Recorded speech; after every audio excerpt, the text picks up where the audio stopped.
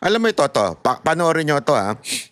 Nakiusap ang Department of Foreign Affairs kay Committee on Foreign Relations Chairman Erwin Tulfo na bawasan ang mga banat ng mga senador laban sa China. Para sa Detalye Live, mula sa Maynila may Express report si Camille Samonte. Camille, bakit may ganyang pakiusap ang DFA at may tugon na ba si Senator Tulfo?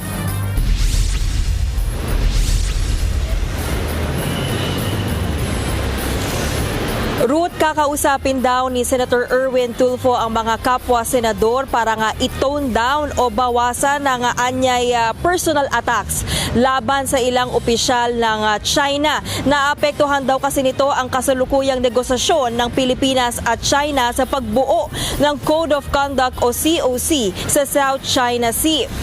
Yan ang isa sa mga napag-usapan ni Senator Tulfo at Foreign Affairs Secretary Teresa Lazaro sa kanilang pulong ngayong araw. Si Tulfo ang bagong chairman ng Senate Committee on Foreign Relations. Ayon kay Tulfo, nakiusap ang DFA na bawasan ang banatan at sagutan ng mga senador laban sa China dahil nauuwi na raw ito sa personal na pag-atake. Kakausapin daw ni Tulfo sina Senator Risa Hontiveros at Senator Kiko Pangilinan maging ang National Security Council para maipaliwanag ang epekto nito sa negosasyon ng COC. Naiintindahan daw ni Tulfo ang posisyon ng DFA dahil maaring maantala pa ang COC na makakatulong sana para maibsan ang tensyon sa South China Sea. Narito ang pahayag ni Senator Erwin Tulfo.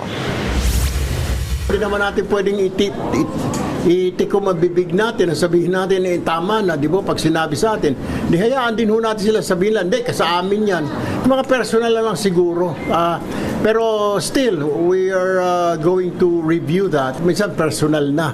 Hindi na talaga yung issue-based yung mga statements.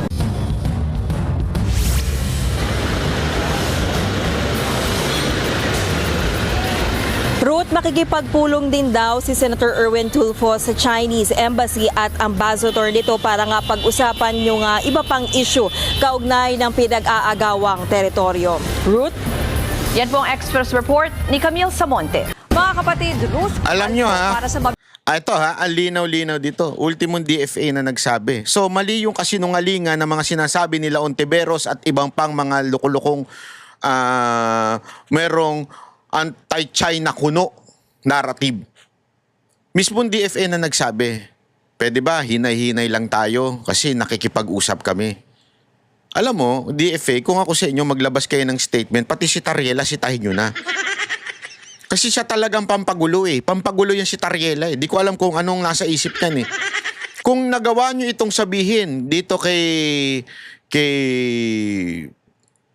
Senator Erwin, na kasi siya nga yung DFA yung siya yung Foreign Relation Committee chairman eh. Kung kaya niyo sabihin na pwede ba sabihan naman natin yung mga senador na hinay-hinay. Although it's pakiusap.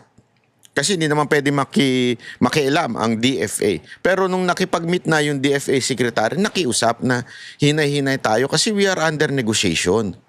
So, wag na nating palalain pa yung sitwasyon. Ayan ha. So, this confirms kung ano yung sinasabi ni Marcoleta. Di ba? Anak ng tutsang kalabaw. Tapos, sasabihin ninyo, anti-China. Ay, pro-China si Marcoleta. Paano tong DFA? Pro-China na rin.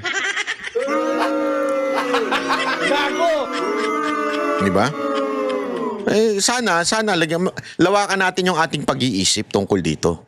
Kasi kita nyo naman ito eh. Ito pa.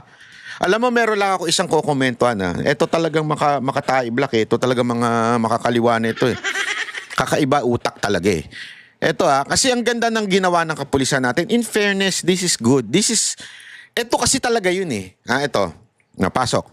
Binatikos ng netizens ang Indang Municipal Police Station dahil sa kontrobersyal nitong iwas rape tips. Pero buwelta naman dyan ng PNP chief kung nasaktan sa post, edi mag-file ng reklamo. Tutots naman, tutots yan. Iwas rape tips ayon sa Indang Municipal Police Station. Una, iwasang dumaan sa madilim na lugar lalo na kung mag-isa. Pangalawa, Mali ba yun? Tama yun, di ba? Tama yun eh. Iwasang makipag-inuman sa hindi kakilala. Oh, mali ba yun? Yan ang hirap eh. Di ba? Totoo naman eh. Tama naman yan eh. Ang dami kasi dyan. No, pare, inom tayo. Tagay.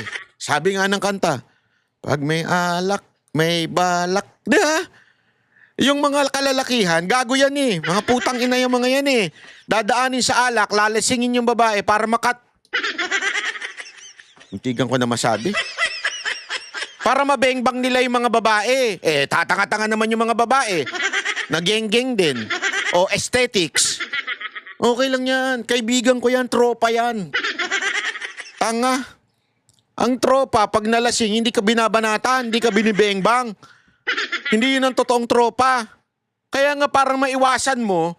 Kasi hindi mo naman masasabi pag lasing na. Wala na sa katinuan.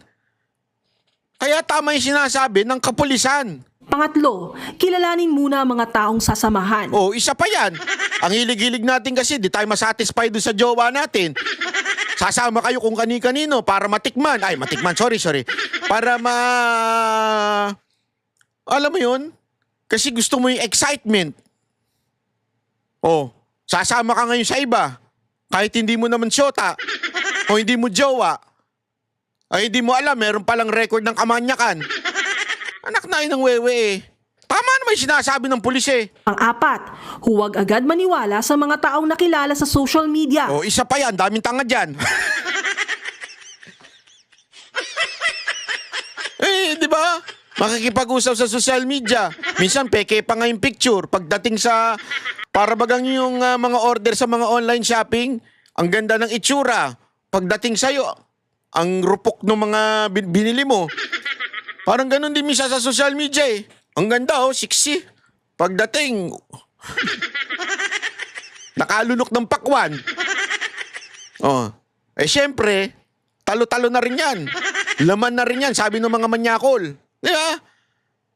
Di nyo naman kilala. Tapos, sasabihin, hindi kasi mabait siya. Meron ba naman manluloko na hindi mabait? Alam naman, gago siya. Lulukoyin ka nga eh. Meron ngang plano sa'yo. Siyempre, bait-baitan yan. Hindi mabait naman siya. Ilang taon na kami magkausap niyan sa social media. Mabait yan. Natural. Alam mo sabi niya, oy, may plano ako sa'yo. Meron, gagasain kita. Alam naman ganunin ka niyan. Siyempre, babaitan yan. Kung ano-anong Gcash sa'yo. 100, 150, 50. Di ba? Tapos, pagdating nun na nag-meet na kayo, halika, inom tayo. Sa tayo inom? Diyan, sa Misogo, masarap ang fried chicken dyan. Masarap pala fried chicken, ba't di kayo sa Andox? Promotion, Andox, baka naman. Gago! Di ba? Ba't kailangan to sa Sogo? Wag na, hindi ko sinisiraan yung Sogo. Ang ibig ko lang sabihin, masarap din yung chicken. Ay, hindi ko pa pala natitikman yung chicken. Hindi po ako nagpupunta doon. Siyala po ako, siyala. Joke lang. Ibig sabihin, hindi ko po natitikman yan.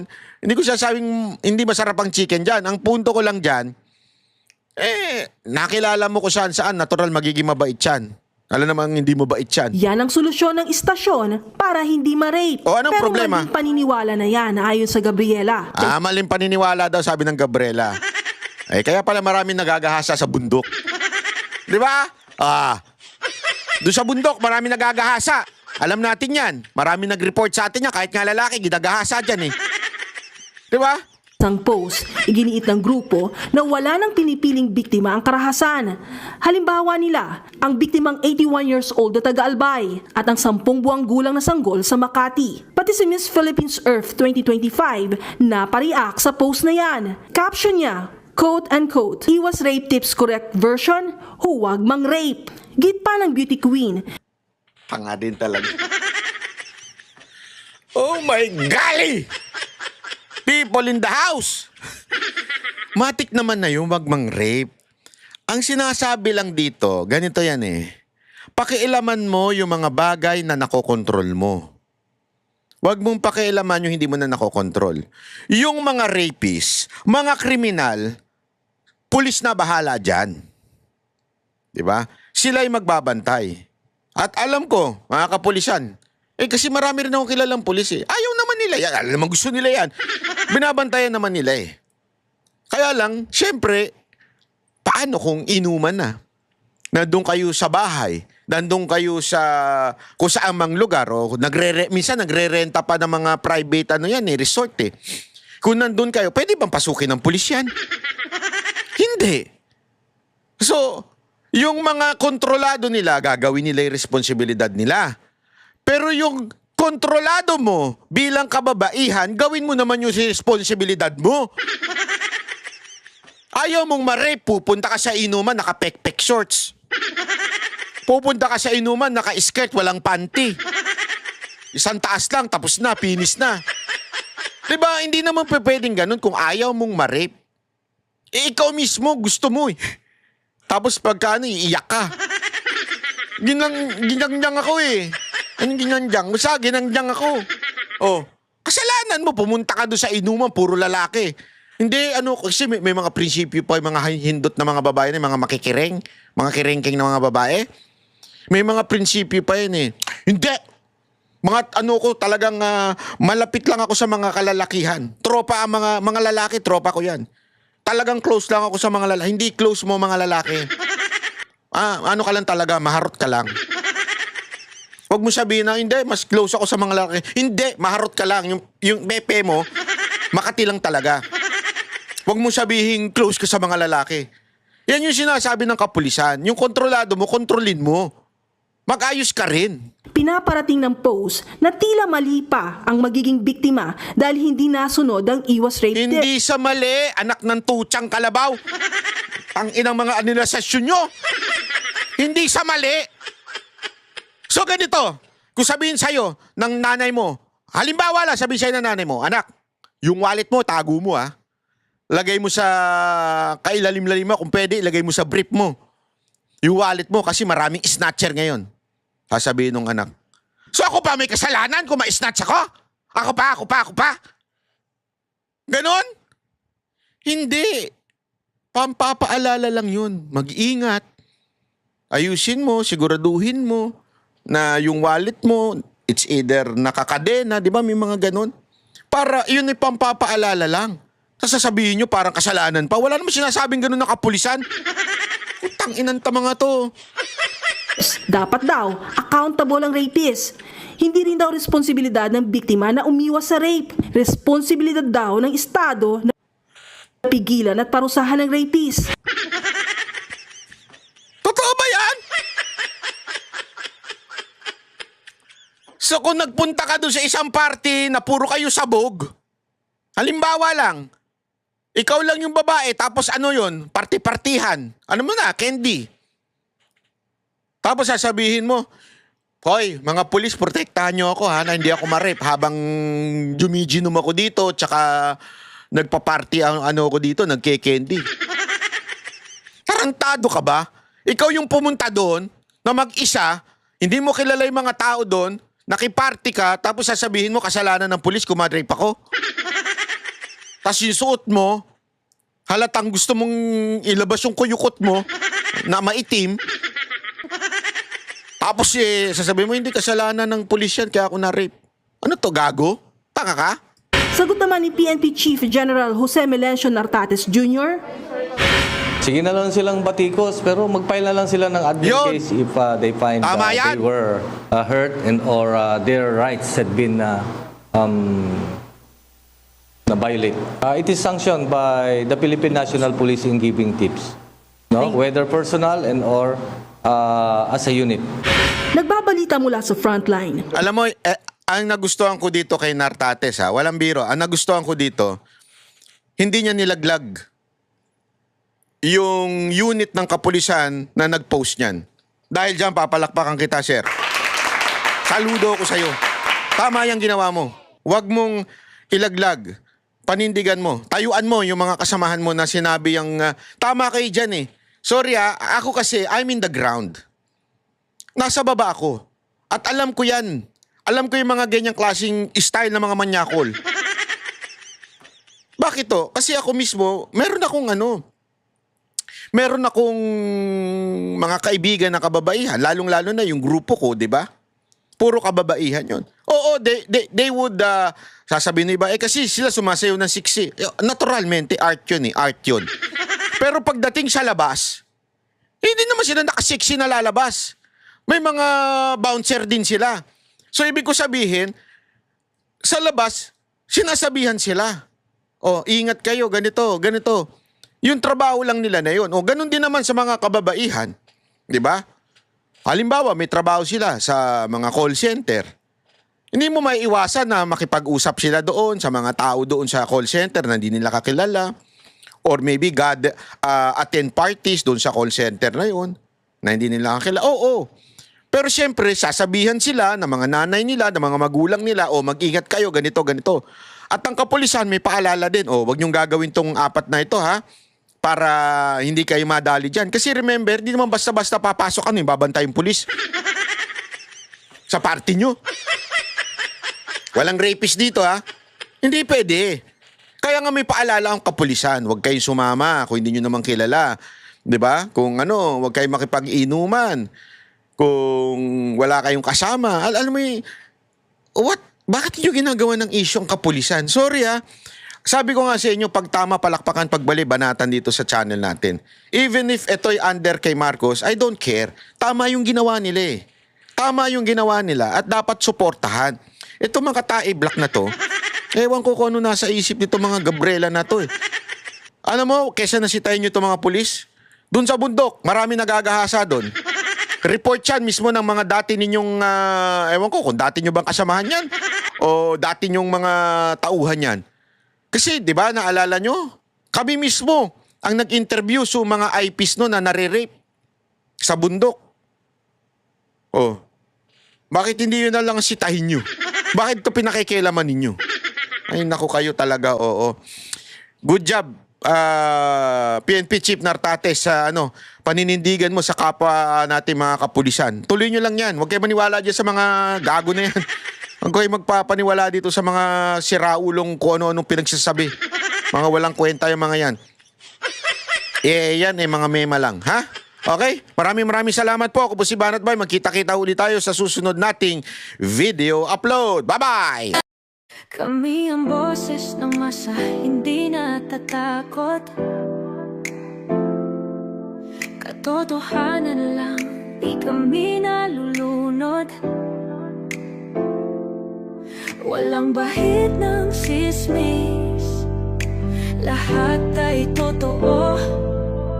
Kahit sino ka pa, pag mali ka babanatan ka.